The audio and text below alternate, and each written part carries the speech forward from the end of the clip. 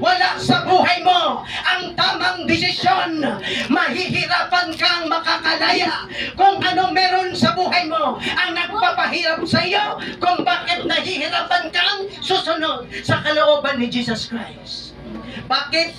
Ano ba ang tamang desisyon? Ibig sabihin po, kung ikaw ay magdidesisyon, magiging obedient, ano ang mangyayari sa iyong buhay?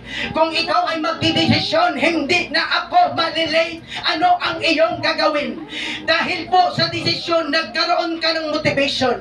Itong desisyon, siya ang magmomotivate sa iyo para hindi ka na malilate. Bakit? Ano ang nangyari? Bakit ka nalilate? Dahil nagdidesisyon ka na gusto mo, lagi kang late. Desisyon mo yan. Kaya kung magdidesisyon ka, hindi na, ano ang mangyayari? Magiging unteng ka pa. Baka mauna ka pa sa first. Baka mauna ka pa sa mga anghel. Isipin mo, inunahan mo mga anghel. Kaso nauna pa tayo, mag-attendance man hanggang mga anghel. Nandiyan sa pintuan nag-abang. Dalawa. Anghel. Kilala man niya mga membro ng gulod.